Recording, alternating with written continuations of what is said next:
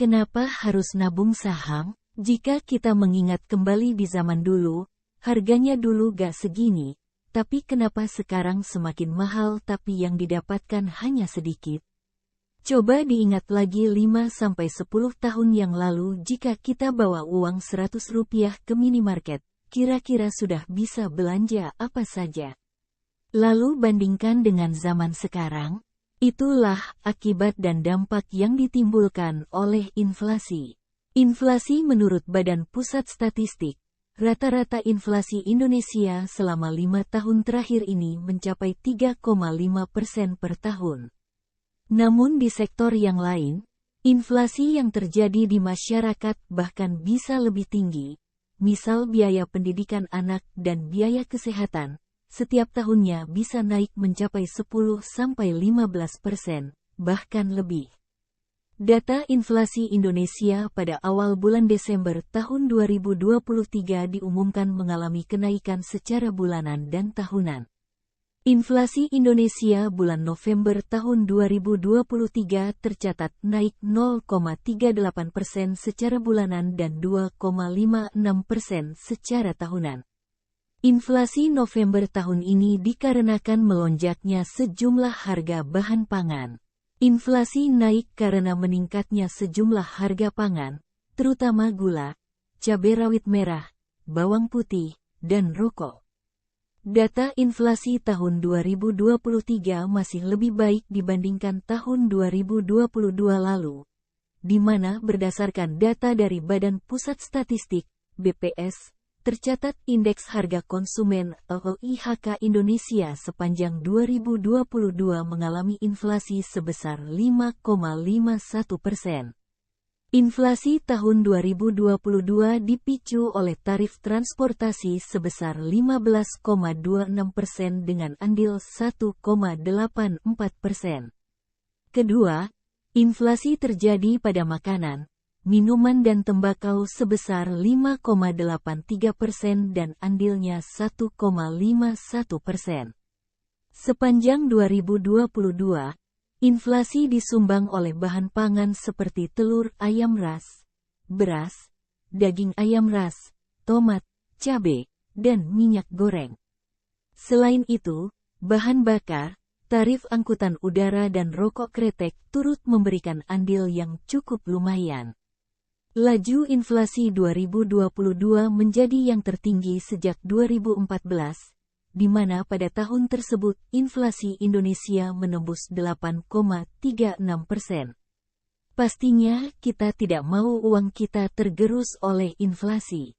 Lalu bagaimana caranya? Menabung saja tidak cukup, kita mesti lawan inflasi dengan berinvestasi. Karena jika kita hanya menabung di bank atau bahkan hanya dengan menabung di celengan, maka uang kita tentunya akan dimakan oleh inflasi. Bahkan bunga yang kita dapatkan dengan menabung di bank tidak berbanding lurus dengan inflasi yang terjadi setiap tahunnya.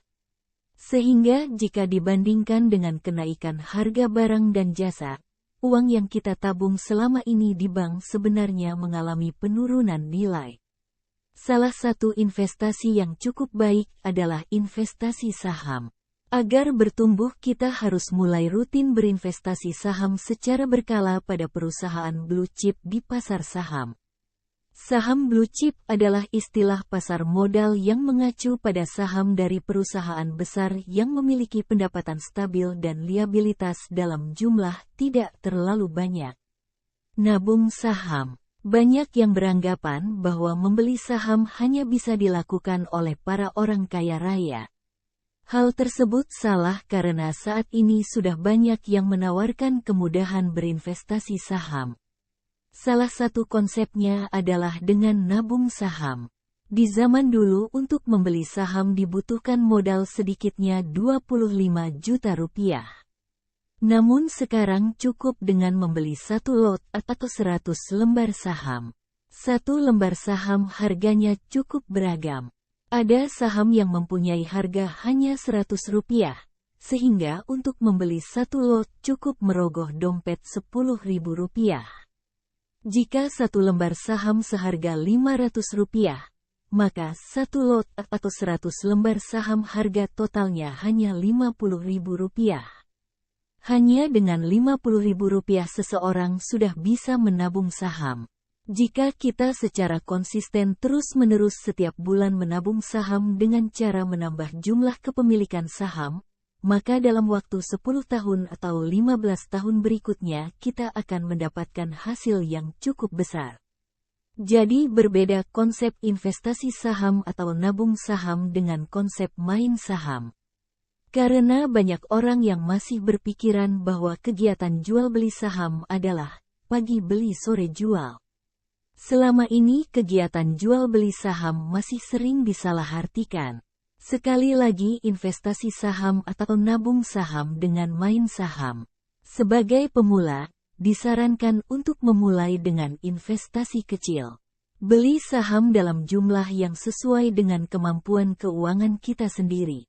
Dengan cara ini kita dapat mempelajari lebih banyak tentang pasar saham tanpa mengambil terlalu banyak risiko. Kemudian lakukan pemantauan terhadap saham-saham yang kita miliki. Ikuti perkembangan perusahaan dan perubahan harga saham secara teratur. Lakukan evaluasi portofolio investasi secara berkala dan lakukan penyesuaian jika diperlukan.